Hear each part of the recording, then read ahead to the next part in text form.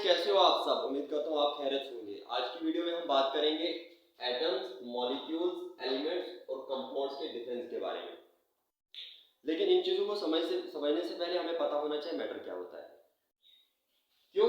क्योंकि ये तमाम चीज़ें जो है कॉन्स्टिट्यूएंट पार्टिकल्स ऑफ मैटर होती हैं। मतलब ये इन तमाम चीज़ों से मैटर बना होता है। सबसे पहले किस चीज़ का पता होना चाहिए? मैटर का। मैटर क्या होता है?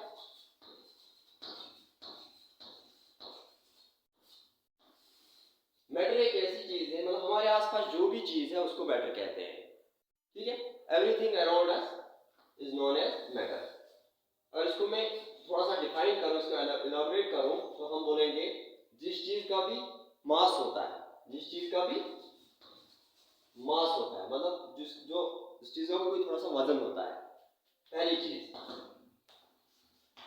दूसरी, जो स्पेस ऑक्युपाई करती है, मतलब जो अपनी जगह पकड़ती है। जैसे मेरे हाथ में चाक है अपनी, इसका मास भी है और ये जगह भी पकड़ती है, मतलब ये क्या है? मैटर है। तीसरी चीज है वो चीज जिसको हम टेस्ट कर सकते हैं, उसको भी मैटर कहेंगे। मतलब ये जो तीन चीजें हैं, इनमें से कोई ना कोई कंडीशन वो अप्लाई करना चाहिए, उसके बाद हम उसको मैटर कहेंगे। मास तो ठीक है, स्पेस तो ठीक है, लेकिन यहाँ पे टेस्ट आता है। अब हमारे पास पॉइजन होता है, जैसे आपके पास घर में जहर वगैरह होता है, रेड पॉइजन, जिसे आप चूहे वगैरह मारते हो, क्या हम उसको टेस्ट कर सकते हैं? नहीं कर सकते। तो क्या हम उसको मैटर बोलेंगे? जी, हम उसको मैटर बोलेंगे। क्यों? क्योंकि वो ये कंडीशन तो अप्लाई करती है, मास तो उसके पास है, स्पेस भी ऑक्युपाई करती है, लेकिन उसको हम टेस्ट भी कर सकते हैं। उसके बाद हम दूसरी किसी चीज को टेस्ट करने के लायक नहीं बचेंगे, लेकिन फिलहाल उसको टेस्ट तो हम कर सकते हैं। अब ये जो चीजें हैं, एटम्स, मॉलिक्यूल्स, एलिमेंट्स और कंपाउंड्स, इन चीजों से जो है मैटर बना होता है। ठीक है, मैटर का भी, एटम का भी बना हो सकता है, मॉलिक्यूल का भी बना हो सकता है, एलिमेंट का भी बना हो सकता है। और अब हम इसको डिस्कस में पढ़ेंगे, एटम्स क्या होते हैं, मॉलिक्यूल्स क्या होते हैं, एलिमेंट्स क्या होते हैं, कंपाउंड्स क्या होते हैं। ठीक है,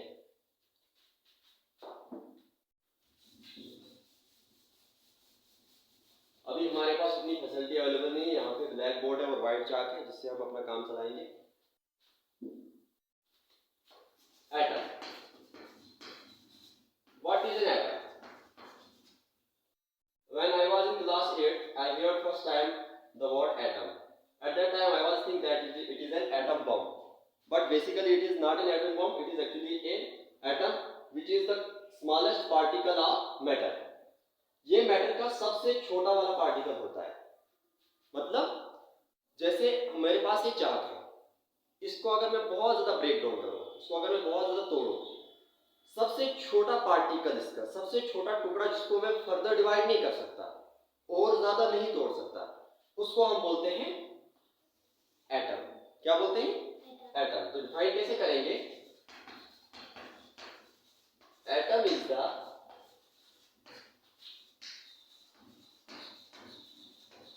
स्मॉलेस्ट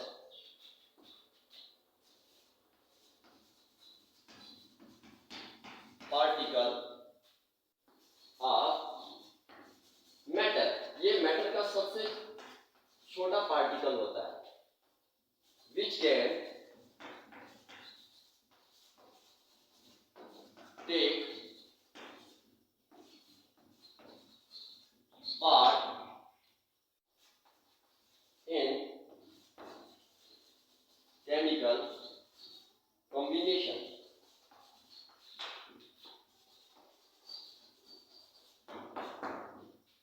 ये जो है मैटर का सबसे छोटा वाला पार्ट होता है, जो केमिकल रिएक्शन का केमिकल कॉम्बिनेशन में पार्ट लेता है। मतलब यही जो है केमिकल रिएक्शंस करता है। अगर देखा जाए तो एटम भी जो है, एटम के भी कुछ सब एटॉमिक पार्टिकल्स होते हैं, मतलब जिनसे एटम बना होता है। ठीक है, जैसे हमारे पास एटम है, हाइड्रोजन का एटम है, इसके बीच में यहाँ पे प्रोटॉन्स और न्यूट्रॉन्स होंगे और उसके जो ऑर्बिट है, इस चीज को ऑर्बिट कहते हैं। यहाँ पे एक इलेक्ट्रॉन होगा। अब ये डिपेंड करता है कि किस एलिमेंट का ये एटम है, उसी हिसाब से इसमें इलेक्ट्रॉन होंगे। तो मैक्सिमम प्रोबेबिलिटी जो इलेक्ट्रॉन की होती है वो पहले शेल का इलेक्ट्रॉन होगा तो उसमें यहाँ पे 2 होंगे, लिथियम होगा तो उसमें यहाँ पे 2 ही आ सकते हैं, फिर इसके बाहर एक और शेल आएगा जिसमें हम एक इलेक्ट्रॉन को रखेंगे।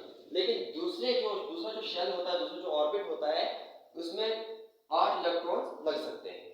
ठीक है, तो ये होता है एटम। बीच में प्रोटॉन्स और न्यूट्रॉन्स होते हैं। प्रोटॉन, न्यूट्रॉन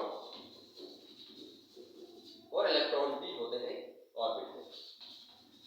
हम ये डिटेल में बाद में बात करेंगे। प्रोटॉन्स में पॉजिटिव चार्ज होता है, न्यूट्रॉन जो है न्यूट्रल होता है, इसमें कोई चार्ज नहीं होता, और इलेक्ट्रॉन होता है नेगेटिव चार्ज। इलेक्ट्रॉन को जो है डिस्कवर किया था जे.जे. थॉमसन, एक साइंटिस्ट का नाम था जे.जे. थॉमसन। प्रोटॉन को डिस्कवर किया था रदरफोर्ड ने, और न्यूट्रॉन को चैडविक ने शायद। तो ये है सब एटॉमिक पार्टिकल। इन तीनों को मिला के हम एटम का सब एटॉमिक पार्टिकल कहते हैं।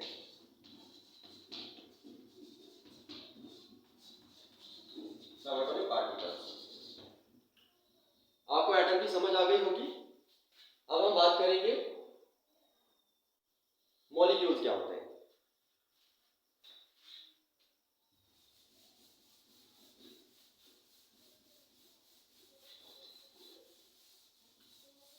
मॉलिक्यूल्स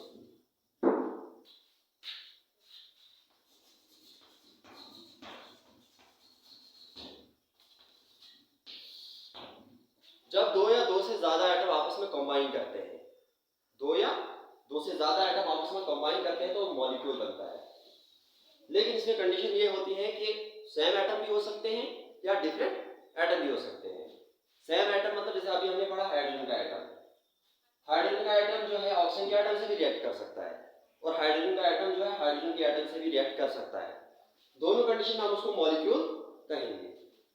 तो हम बोलेंगे when 2 are more atoms combine together by a chemical bond। उनके बीच में केमिकल बॉन्ड है जिससे वो कंबाइन होंगे और उस चीज को हम मॉलिक्यूल कहेंगे। लेकिन कंडीशन ये है कि it may be the same atoms, ये सेम एटम्स भी कंबाइन कर सकते हैं, या इट मे बी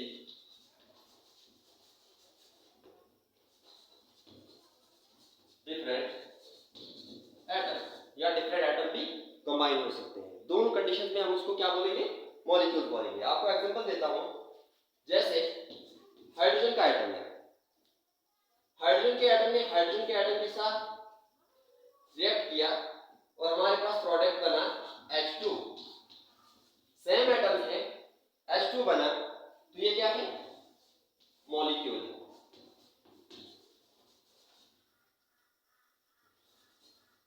मॉलिक्यूल। अब यहां पे हमारे पास है हाइड्रोजन के 2 एटम कंबाइन करेंगे ऑक्सीजन के साथ, हमारे पास बनेगा H2O, जिसको हम वाटर कहते हैं। तो ये भी मॉलिक्यूल है। यहाँ पे ऑक्सीजन का अलग एटम है और हाइड्रोजन के 2 एटम जो है अलग एटम है। ठीक है, हाइड्रोजन के एटम है और ये ऑक्सीजन के एटम है, और ये जो कंबाइन करेंगे तो ये बनाएंगे H2O वाटर। लेकिन ये भी मॉलिक्यूल है, ये भी एक मॉलिक्यूल है। ठीक है, लेकिन हाइड्रोजन यहाँ पे H2O वाटर, ये क्या है, ये खुद एक मैटर है। क्योंकि हमने बोला था मैटर, हर एक चीज इस दुनिया में जो भी चीज है, यहाँ तक कि हम भी खुद मैटर है। तो H2O वाटर जो क्या है, ये भी एक मैटर है। इसके बाद हम बात करेंगे एलिमेंट्स के बारे में।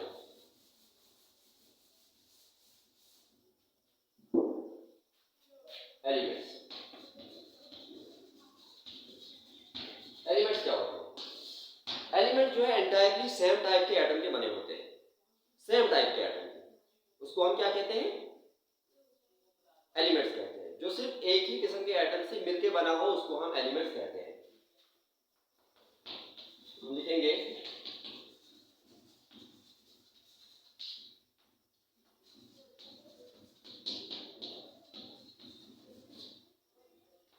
elements entirely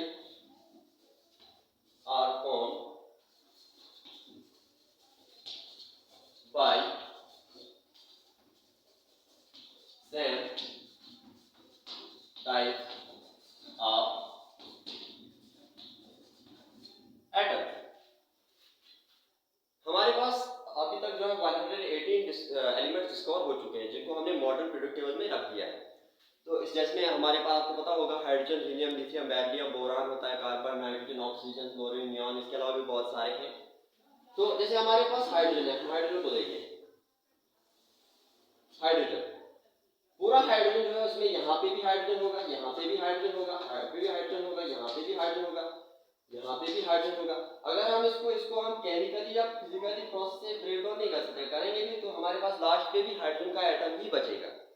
लास्ट पे भी हाइड्रोजन का एटम ही बचेगा, कोई दूसरा एटम यहाँ से ब्रेक डाउन करने पे नहीं निकल सकता है।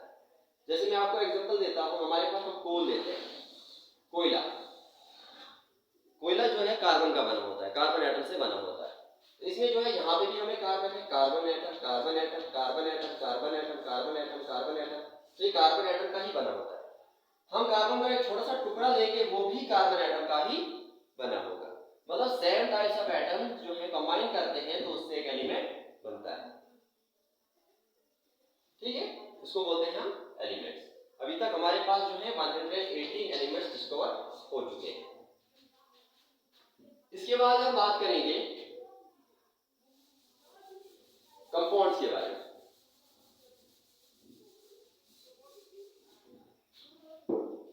कंपाउंड्स,